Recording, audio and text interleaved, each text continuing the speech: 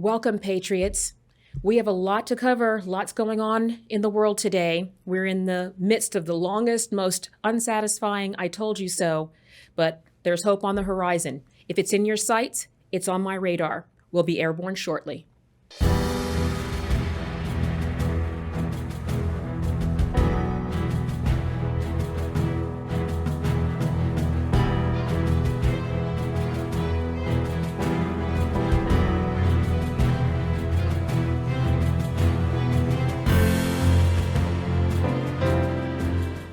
Welcome, Patriots. This episode of Raven's Radar is going to be epic. We have a lot to cover. Patriots right now are really frustrated. A lot of us wondering what happened. We all watched the debacle on the election day, and now it's time to figure out where we go from here. We have a clip that summarizes this perfectly. We have the worst inflation in 4 decades, the worst collapse in real wages in 40 years, the worst crime wave since the 1990s, the worst border crisis in U.S. history. We have Joe Biden, who is the least popular president since Harry Truman, since presidential polling happened, and there wasn't a red wave. That is a searing indictment of the Republican Party. That is a searing indictment of the message that we have been sending to the voters. They looked at all of that and looked at the Republican alternative and said, no thanks.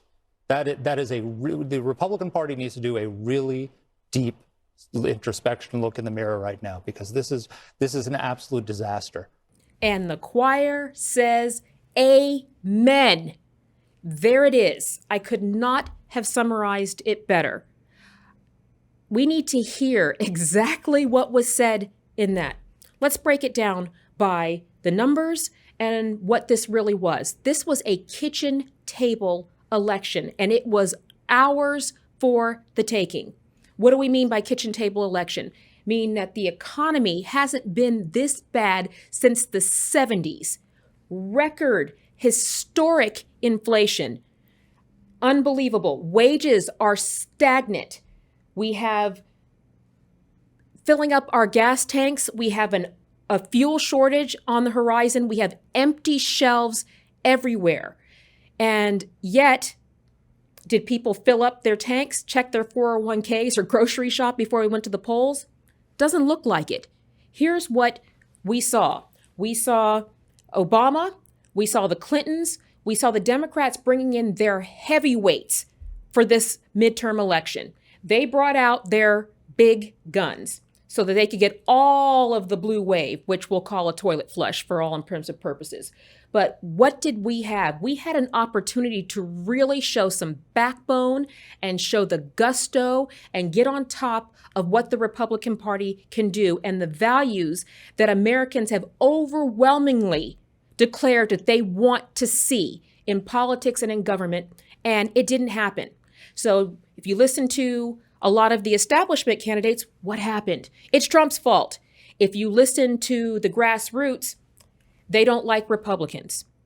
Well, could probably be a little from column A, a little from column B, but then we've got the truth. So let's go to that. We also have a wide open border. Wide open, people still coming in, funneling in as we speak. We have an endless war going on in Europe right now that we are just bankrolling constantly. Again, I had mentioned if anybody wants to claim Ukraine is dependent on their taxes, now would be a good time to find out. So what I did see is I saw President Trump crisscrossing. I saw DeSantis, and we saw Lee Zeldin and a lot of other ones stepping up for the cause. I didn't see a lot of the Republican brass doing the same. What I feel like I saw was what I call, and I have been calling on the campaign trail, a Rapunzel syndrome. What is a Rapunzel syndrome, Raven? The Rapunzel syndrome is sitting around and waiting for someone to come save us, waiting for somebody to do our job. I've always said that you pay for convenience. What does that mean? You pay for convenience. When you eat out all the time, that's a convenience. You pay for it with your health and your weight. Convenience. Taking your kids to public school, which we pay taxes for, but not being plugged in to what's going on in the school gives you indoctrination. It gives you an agenda being run on our children that most of us were unaware was even happening. That's convenience. It's a convenience fee that we can't afford. And not being mindful of our elections and who we elect and who we send to government, the convenience fee is what you're seeing right now, is the fact that we had an opportunity to regain control of the government and take our country back. And instead, we barely hung on to the House. We did not take back the Senate. And we still have President Mashed Potato Brains in the office. So that's where we are. And now, the only thing I can tell patriots is I'm still a shameless optimist. So the view from the floor is still pretty good because we're looking up, right? So we have places to go for this. But we need to understand. We need to understand what happened here. This was a catastrophic, systematic, and widespread failure of Republican leadership. We needed leadership. We needed heavyweights, and we got paperweights. We got nothing. And that's what happened. This is not Trump's fault. This is not the fault of patriots. This is just an underscore that we have work to do. I've been saying this all along. It doesn't do any good to take back the House if you don't clean it first. We have rampant corruption, and the same milquetoast Republicans who did nothing when we had all three branches when Trump was president are now pointing the finger everywhere except at themselves. So we have to take this down. So we're going to dissect it. We're going to tackle it, and we're going to move forward with how do we fix this? Now that we've got the doom and gloom, where is the silver lining? Well, it's coming, but we have to be mindful of the fact that we still have work to do. I had said before the election that November 8th is not the end date. It is the start date. November 8th is the start, and now we are moving forward with holding feet to the fire, accountability, transparency, and cleaning house. We're going to clean house. We're going to get this right. We're going to restore the integrity and the faith that the American people have overwhelmingly said they've lost in us through all of this posturing, grandstanding, finger pointing, and backstabbing. It's time to get it right, and we can. I'm going to bring on a special guest today to help us do just that. Raheem Kassam is the editor of National Pulse. He is a regular on the War Room, and when we're going to war, and we are at war, we need warriors. You have your conservative warrior, and now we have our War Room regular. We're going to bring him on, and we're going to get to the bottom of this and go forward proudly.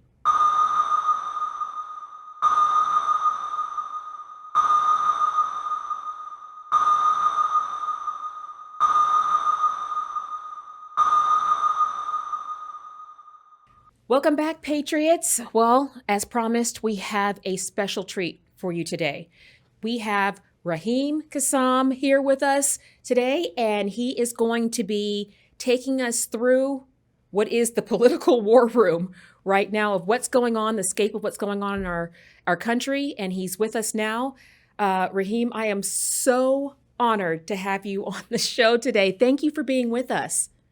Well, I am so sorry it's under these circumstances whereby we really have very few good things to discuss. We've got a lot of bad things to discuss, but very few good things to discuss. Maybe at some point I'll come back on with some better news. I will consider that a date. So we're going to definitely do that. So let's dive right in. So for people who are just tuning in, you are the editor of the National Pulse. You are a regular on the War Room. Tell our patriots a little bit about yourself. Yeah, so my political teeth were first cut in the United Kingdom. I worked for a while for the Conservative Party. I soon realized it was nothing close to being conservative, so I joined the UK Independence Party, worked hand in hand with Nigel Farage, the Brexit Party leader, on the run-up to Brexit itself. And then after that, had the great pleasure of being asked to come over to the United States and offer some political journalism and strategy over here by Steve Bannon and a couple of others who we've worked with and for the last several years. So I've been here since about 2016 now, doing news, investigative work, political analysis, strategy, so on and so forth.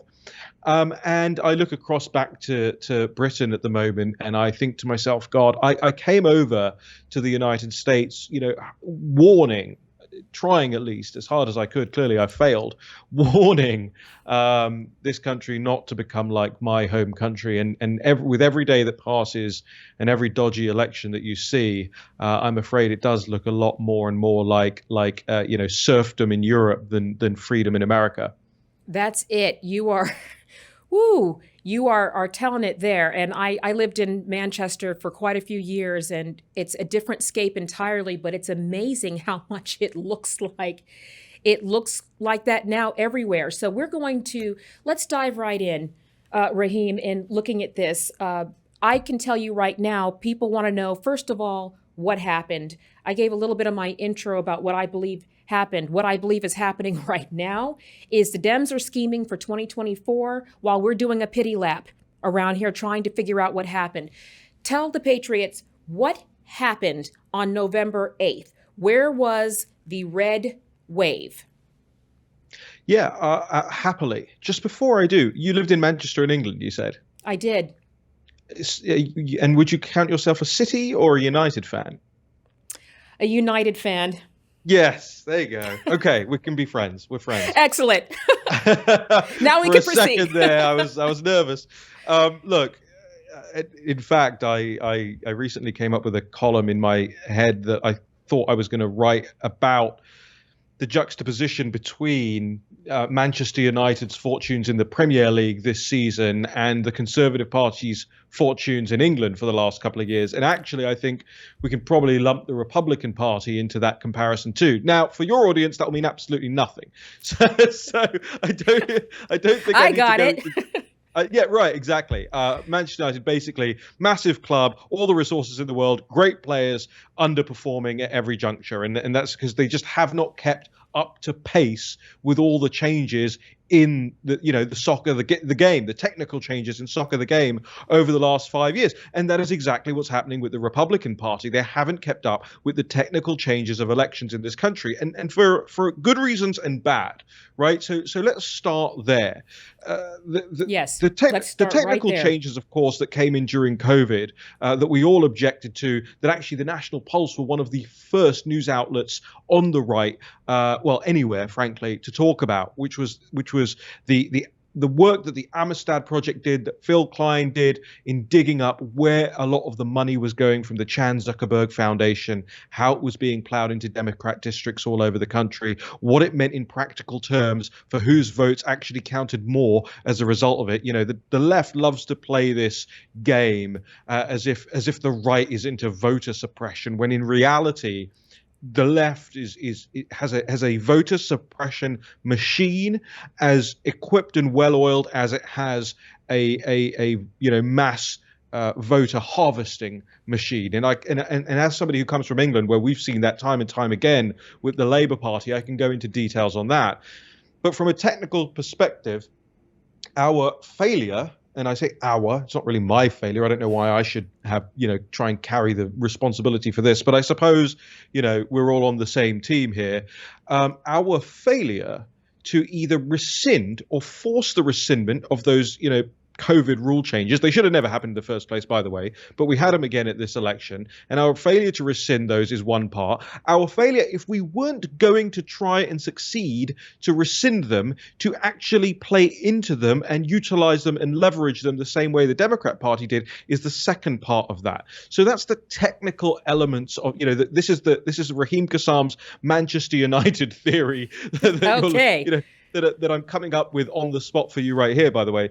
But that is the technical problems. The second constituent part of this, before we sat down for this conversation, I was just about to hit publish on a new Substack of mine. And the name of the Substack headline is Nailed It.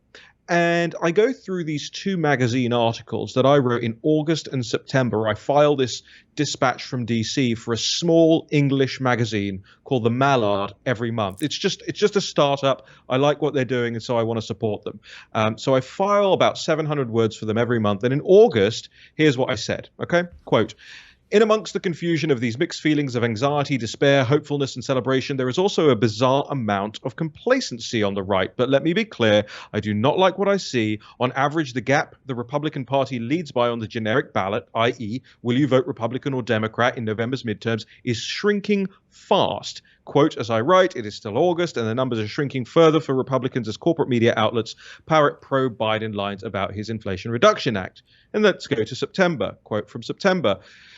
Quote, meanwhile, I remain bearish about the Republican Party's fortunes in the months to come. The House, sure, they can take it. The Senate, I'm not so sure. End quote. Now, there weren't a lot of people out there saying these things at the time, but the complacency factor and the expectation management factor was one of the largest problems that the right faced. And right now, Raven, I think my operating perspective is that this was done on purpose, that this was done on purpose by the McLeadership, that's McDaniel, McCarthy, and McConnell, of the Republican Party, so that they thought they could just creep over the line, but then they at least had something to turn on President Trump with and say, you are the reason that there was no big red wave, and you have to be gone now, and we will choose, what kind of more moderate Republican establishment figure that we will want to replace you on stage with for the next presidential election, Glenn Youngkin or somebody similar to that. So the complacency and the expectation management, and whether you believe or not that it was intentional, that they were misleading us intentionally here, or it was just stupidity and complacency, it doesn't matter. That was a big part of it as well. And that happened as well. Go ahead. And you hit on something really important that I wanted to touch on. It just sounds better when you do it. But what I wanted to touch on was, this is the essence of, Trump has not been in office for 2 years. And it amazes me when the Democrats blame him for what they're doing. But it disgusts me when the Republicans do that, of saying, well, he only spent 15% of his war chest on candidates. Well, how much did you guys spend? I'll wait. But what I want to hear, you've seen a lot of people come out, Raheem, since then, a few notables that have come out. And the first thing they did is said, attack Trump and said, this is his fault. This is because he doesn't have the gravitas that he has, and the people are wanting a change. And I want you to weigh in on this, because the depth of the loyalty of people who do that is incredibly ridiculous, non-existent, in my opinion, of just going, this is again the Rapunzel syndrome that I talk about, where everybody is waiting for somebody to carry them, and then they're waiting to point the fingers and burn them at the stake. And I am a Trump gal. I love President Trump, and that is my perspective on this, of everybody, but your perspective on everybody blaming Donald Trump for their leadership failure to produce, and that this is a rejection of Trump and not a rejection of the milquetoast leadership we have in there right now.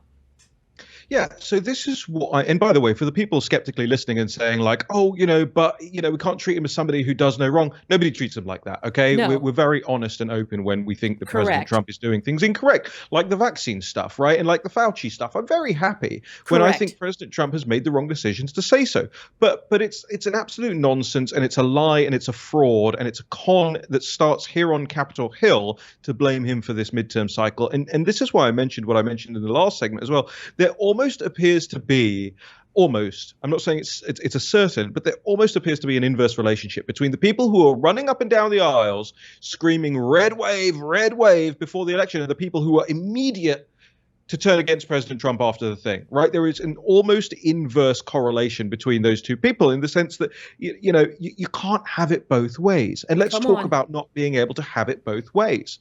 The NRSC, the National Republican Senate Committee, right? And the NRCC, the National Republican Congressional Committee, and the RNC, the Republican National Committee, here, about 30 seconds from where I sit, on foot, right? They send you all of these text messages, ladies and gentlemen. Oh, are you going to abandon Donald Trump? He feels abandoned. You have to text this number. Give him $5 or he hates you. He's coming around to your house and he's going to poop on your doorstep. All this nonsense. That they say, no, but they send such abject nonsense to people to force money out of them. And the worst thing about it is it works. Like, unfortunately, those are the types of text messages, especially the older audience, they actually do respond to, sadly. Well, But I'm telling you, I would rather that, Raheem, than the ones I got from Beto. Can I count on you? And I have to keep this clean for the beep. By the way, you weren't on any mailing list. Those are actually from Beto. He was just texting you. Oh yeah. Well, he showed up at one of my rallies. I'm sure that our date period is over, if there ever was such a thing. Ugh.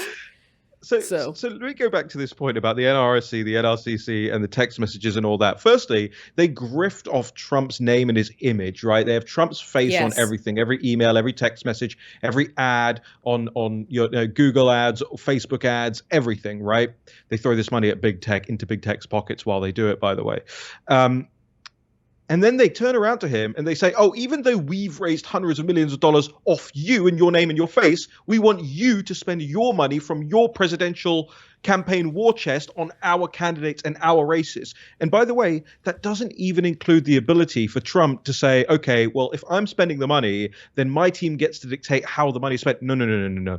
Tom Emmer gets to, the head of the NRCC gets to dictate how the money is spent. And when Tom Emmer decides this race in Ohio shouldn't be supported, despite the candidate being Trump endorsed, then that's what happens. And they want Trump to give his money to that. Again, you cannot have it both ways. So there is just another clear example, by the way, of how utterly disingenuous this blame game against Donald Trump is. Now, again, to come back to my point earlier, when Trump does something that I think is silly, I'm going to call it out. So I'll call it out.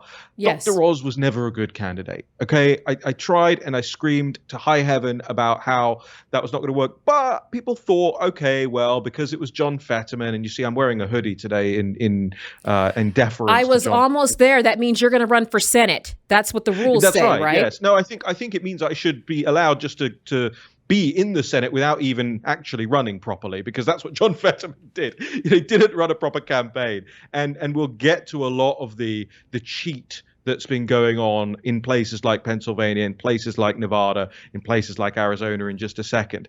But it's important to say that hoodie lives matter. Thank you. You and I, we will take the knee together, and in deference to John Fetterman. But you know what? Do you see what I mean here? Like, we can be honest about all of these things. Yes. But at the end of the day, and nobody serious thought that Walker was going to beat Warnock first time around. We always knew, especially because of the libertarian vote in that race, this was likely to go to a runoff. So again, pointing the finger at Donald Trump for that is just it tells you who the bad actors are. And I think one of these things that Trump is doing at the moment in attacking his presumptive opponents in the presidential primary is luring out the people that he really knows are going to turn on him eventually. So they may as well turn on him now. He didn't. And I mean, he wanted to drain the swamp and didn't fully drain it, but he got it low enough so that we can see the creatures that reside in it. That's where we are. But you are 100% right. I wasn't a big fan. I just felt like Fetterman, the alternative. Oh my goodness gracious. That is painful. I mean, nails on the chalkboard, painful to watch what's going on, what Pennsylvania did with their vote. But that's an important thing. It always seems to be Trump's fault. Republican leadership does not want to take any responsibility for what they do. They have used and abused him time and time again, and he did carry a lot of things. I will call out if I feel like he's doing something wrong. Sure. People are like, well, you're in a cult. Why is it when we like somebody and we support our president, even though he's flawed, that makes us a cult? But if they like Fetterman and he can't communicate, and they like Biden and he is the poster child for useless people, then that's not a cult. That's different. It's just different when you're crazy, I guess. But that's an important thing of going. So now, having said that, I want to also get your perspective because we know I'm military. My parents are military, so military raised brat. And the one fundamental rule of any kind of war is you can't have a war on two fronts. And I feel like what is shaping up now is while we're doing our pity lap, the Dems are already plotting on how they're going to do this again in 24. The other thing is war on two fronts. So we are already very divided as a country. Because of what's been happening. Now they want to divide us further. We have now they're creating a war between DeSantis and Trump to divide us further. We cannot fall for that. It's not going to work if the country's divided in half, and then we're going to divide that half into DeSantis and Trump. DeSantis is a fabulous governor. Fabulous. And he's just been elected governor. This is, to me, a Trump scenario. What are your thoughts on that, Raheem? Yeah, look, I know the prevailing consensus, especially military consensus, and it has been, played out for centuries and centuries now, is that you cannot fight a war on two fronts. There have been some successful wars on two fronts, by the way. It's a very, very small number, and you have to have a very specific time and a place for those things. And I either feel one of these two things. I feel like we either have to choose that the front that we want to fight on right now is our own, right? Is within the conservative movement. And it's not like it's the choice of MAGA people. We are being drawn into that war by the people who turned on Trump immediately, by the McLeadership who are pointing the fingers, right? But all of that is fundamentally true.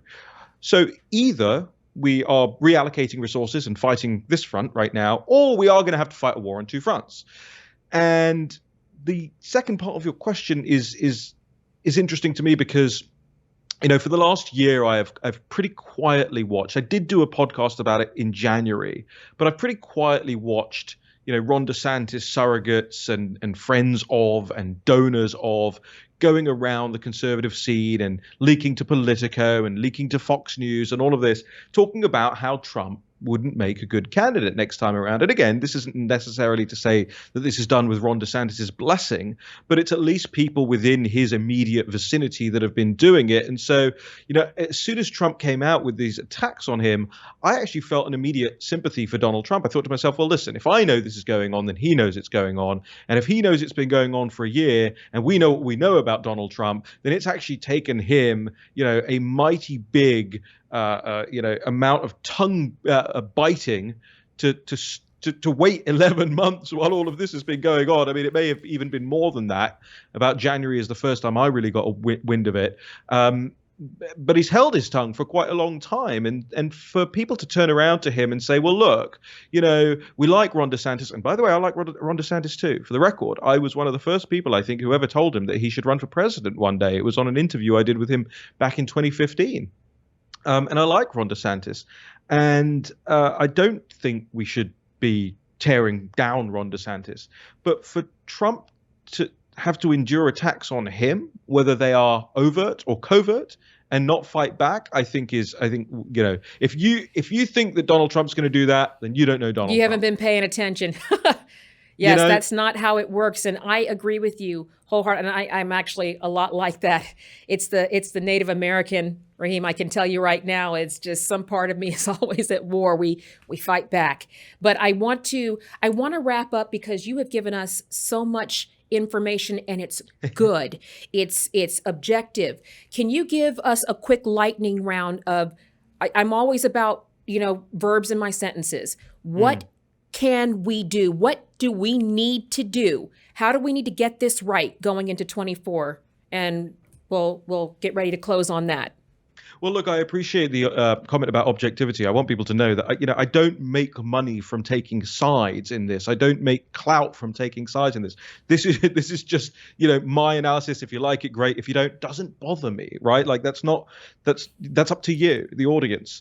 And it's up to you, the audience, to make the difference, which is your final question, right? The difference is going to be made the same way that differences are made across the board, right? You have to identify the right people, the right organizations to support. You have to light up the phones of people like Kevin McCarthy, of people like Tom Emmer. You have to be able to wholeheartedly withdraw and withhold your dollars, by the way, before elections if you don't think the money is going to be spent in the right places. And that may mean that some elections are lost, but they're not going to learn those lessons, if they still get to spend all of your money on their buddies who are lawyers, on their buddies who are PR people, on their buddies who are ad sales consultants, and so on and so forth, because they just get rich and they don't care if they lose either way, right? So you have to be judicious about those sorts of things too. The other part of it is, I know this is a country of 350 odd million people, but I cannot stress to you, again, we're back to Manchester United, right back to where we started. I cannot stress to you how thin the substitutes bench is on the political right. I cannot stress that enough. If you, for a second, ladies and gentlemen, think I could do that better, do it. Do it. By no means should you let somebody dissuade you. Oh, politics is hard. It's nasty. Yeah, whatever. So are Thanksgiving dinners sometimes. So is life.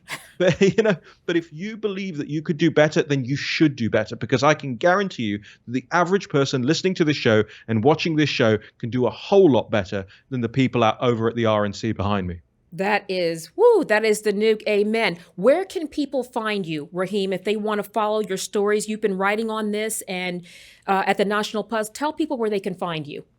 Yeah, so thenationalpulse.com, we do a lot of the news and the analysis over there. RaheemKassam.com is my Substack, where I do a little bit more informal stuff that can range from anything from, I think I've written poetry about QR codes right down to, hardcore analysis of polling data and things like that. And also we are across all the social media platforms, whether it's Getter or Gab or Truth Social or Twitter or Facebook. Raheem Kassam and the National Pulse are everywhere. Fantastic. It has absolutely been a pleasure, Raheem, to have you on the show. Truly, I love things that get us awake and going. But I have to ask you, the one question I forgot to ask that is on everybody's mind right now is, did you get hammered at 2 a.m. in your underwear? When? You're going to have to be more specific. Did you get in a hammer fight at 2 a.m. in your underwear? That's what everybody wants to know, because that's always Republicans' fault.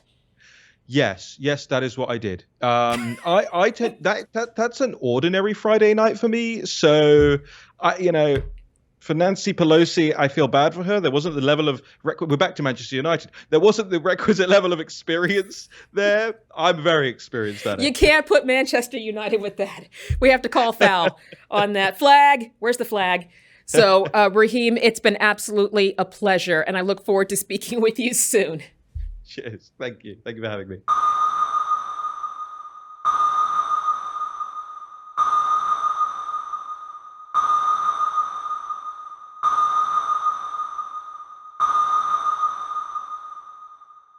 Wow, what an honor and a treat to have Raheem Kassam on the show today. War Room, just wanted to encourage patriots. This is where we are right now. I'm encouraging everyone who's listening. This is not the time for a pity lap. This is not the time for the finger pointing. This is the time to reorganize, take what we've learned, and move forward full steam. And we're going to be doing that on future episodes of Raven's Radar. I also want to announce I've got my book coming out, Raven's Mantle, Fighting the Betrayal of America. It's a monster, guys. It's not just because it's my story. It's the Vegas massacre. It's parents in the Pentagon, 9/11. We've got a lot of stuff to cover, and just so happens I've been on the front lines of this. But be encouraged, patriots, that we were made for a time such as this. We were made to deal with the challenge we face right now. If you want to know what you would have done in 1776, we're finding out right now. You want to know what you would have done in Jesus' time? We're finding out right now. Don't get complacent. We have to get this. It is not a sprint, it's a marathon. And we can do it. We will be victorious. Thank you for joining us for this episode of Raven's Radar. If you'd like to reach me, you can find me at ravenharrison.com and on all social medias as Raven Harrison, the Conservative Warrior. We look forward to seeing you next time.